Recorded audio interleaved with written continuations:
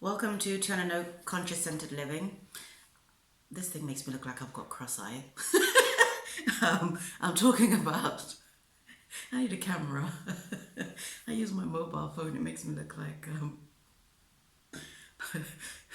Anyways, I'm talking about soulmate relationships. For anyone who is new to the channel, I don't edit. I don't script. I just have little notes to keep me on track. If you have subscribed, thank you so much for subscribing, and thank you to those who continue to support me. I love you and appreciate you, and thanks to everyone who comments. So we're talking about soulmate relationships. How do I know if I'm with my soulmate? It's based on the work of Dr. Paul Leon Masters, and the book is Spiritual Mind Power Affirmation.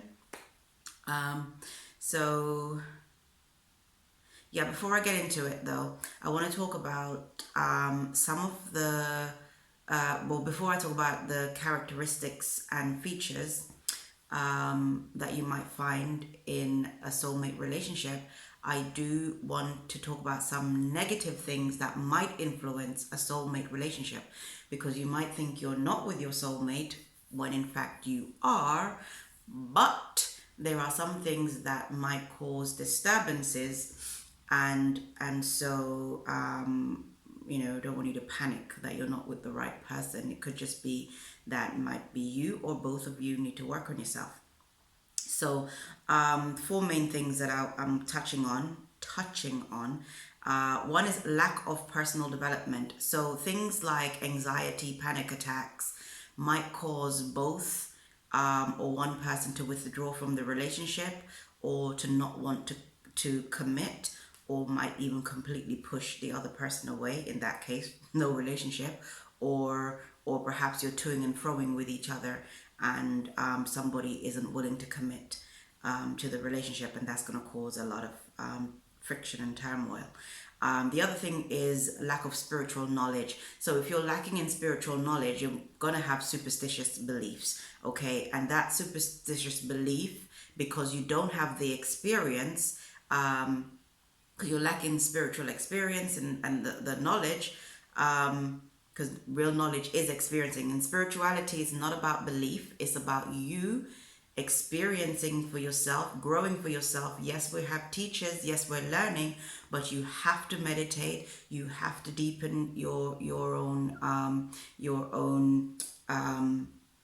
relationship with source or universe or your guides or whatever, and as well as learning from a number of different people, so that you're not biased, because this is one of the things is cognitive bias will cause you to become fearful and that type of stuff, and is definitely going to cause major disruption in your relationship.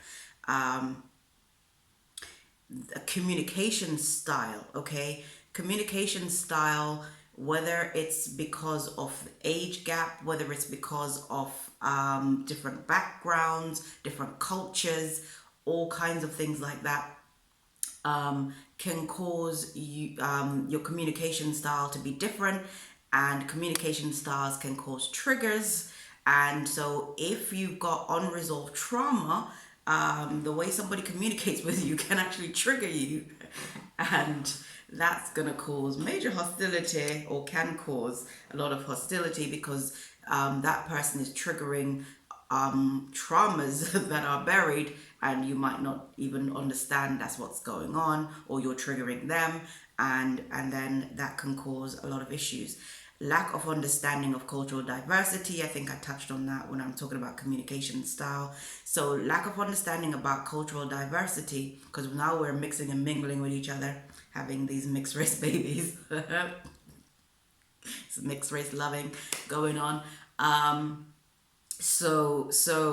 But as spicy as that all is, it can also cause some difficulties in the way that we interact with each other. And culture is not always race, is it? Because sometimes you can be of the same race but have different culture, and sometimes both. Okay, so I'm going to just go into talking about there'll be no swearing in this video. Look, I'm being all lovely today. So I don't think there will be. Like I said, my videos are not, they're not scripted. But I don't feel any swear words bubbling. So you're safe. But always lots of laughter. So characteristics and common features you might find in a soulmate relationship. Your soul's purpose and that of your soulmate. Soul's purpose will coincide. And remember about the things that I mentioned earlier on, that sometimes those are the reasons why some of these things that I'm going to be describing might be a little bit askew, okay? So if you're not completely aligned, that doesn't mean it's not your soulmate. It's just because of some of those things that I mentioned, and sometimes, and again, maybe some things that I haven't mentioned because I make short videos, okay? So, you and your true soulmate, spiritual understanding of life are in harmony. Social and political. A true soulmate shares similar social and political views. And again, if you're at different stages in your spiritual growth and your maturation, that's going to have some influence on your politics and your social ideals. Okay, so lifestyle. A true soulmate is in accord and harmony with the lifestyle that you choose. So if you wear nail polish and you're a dude, more than likely that'll be something that will be well accommodated. But it's not just frivolous. It will just be that you will have a deep sense of connection, and your lifestyle, even though again, your lifestyle changes according to your growth. So I'm just wanting you to keep in mind that these things are not necessarily that is at the core of you, because we are not our core selves just because of the conditioning of the environments that we're living in. So you must always have that in mind when you're thinking about all these things that I'm talking about. Okay, health. A soulmate shares my views on health matters. Trust. A true soulmate is someone I can trust, and they me. And that's one of the main things about soulmates, because of the deep connections that you'll have with your soulmate. You will try, and soulmates are not always just romantic relationships. I have a lot of my family members. We have a soul connection, and so there's a deep love and deep trust within my bond with my family. Respect. A true soulmate is someone I respect, and they me. Forgiveness. A true soulmate is someone who is quick to forgive me and I them for whatever either of us has erred. That's Paul Master's word, not mine, about erring. But and it doesn't mean that just because somebody's quick to forgive you that you're gonna then try to take the mickey. I promised no swear words, didn't I? That you're going to exploit them because you have the person has a generous spirit. You're not gonna exploit, and they're not gonna exploit you. And if there's any exploitation going on, again, that's to do with not growing, that you have not grown. So that's why we need to do that self-growth, that you're not exploiting the love and generosity of someone, and also that person isn't exploiting you just because you're loving and forgiving. Do you see what I mean? So those things requires personal and spiritual growth also.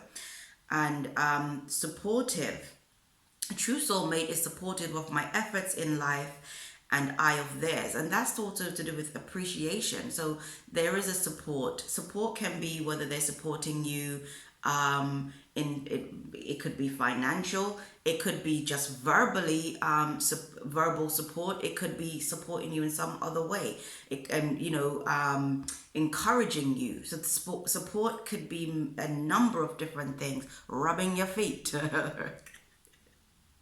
doing your foot care.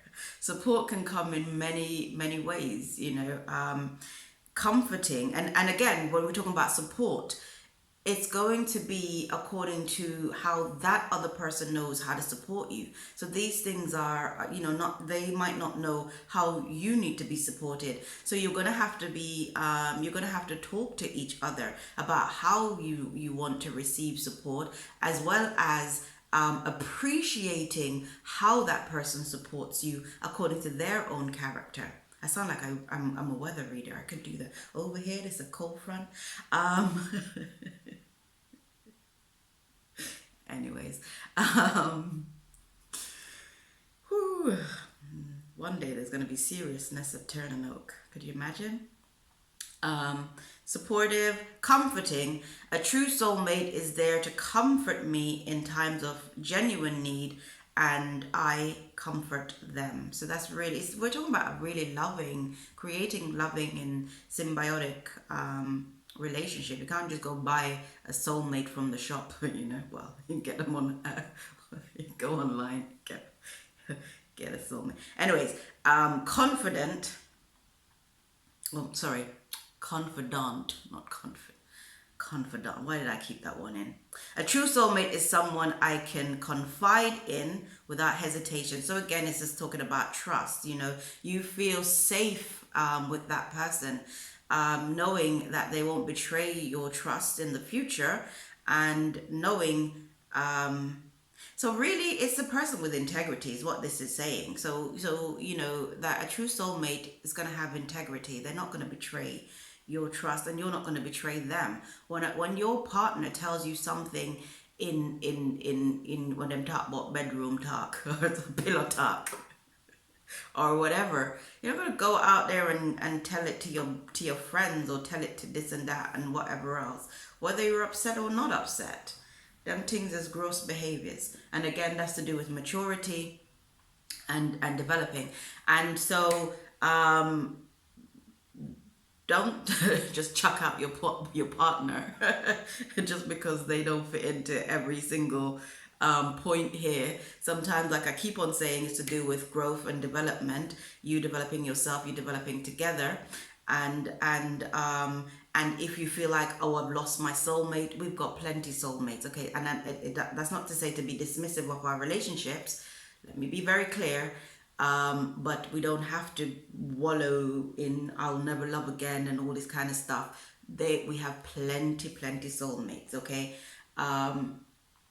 We say that, I don't know where they are. Where is my soulmate? There's lots of soulmates. We've got more than one. Okay, maybe I shouldn't say there's plenty, as though you can just go down to the butcher's. You never know, Maybe I should go to the butcher's today. It's a sign from the Lord. But I'm trying to gather myself together. I giggle so much. It's not if you loved and lost, as they say, the one that got away. You don't have to spend your life crying over a person, because there is an opportunity to love again and to have deep and meaningful relationships, okay? That's what I'm trying to get at. We don't just have one person in our lives that we can have a loving and beautiful relationship with. Somebody else will come along. However, if you block yourself from finding love because you're the one that's conditioning your subconscious mind to reject people, then, so be careful that doesn't happen, that you're conditioning yourself that you will never love again, or nobody will ever love me like this, or all these kind of stuff, because law of attraction, okay? So be careful to be open, be mindful and aware, to be open to what you want to receive in your life. And these are the type of things to be thinking on, the characteristics and attributes of a soulmate relationship, so that you're attracting these types of people in your life. It doesn't need to be romantic either. It could be soulmate friendships, platonic relationships, because these are the type of people we need to be around to nourish us. And all my relationships that I want to have, everybody who is close to me has to be a soulmate relationship that has these attributes. If they don't, then no thank you. because those are toxic relationships, other, these types of relationship that are not nurturing, people are not kind and caring and supportive towards you, will damage you psychologically and emotionally and in many other ways that we don't want. Okay, so until next time, love. Oh, and by the way, if you haven't liked and sorry, if you haven't subscribed, please subscribe and do press the like button. Help, and please support me, help the channel to grow. And until next time, love, light.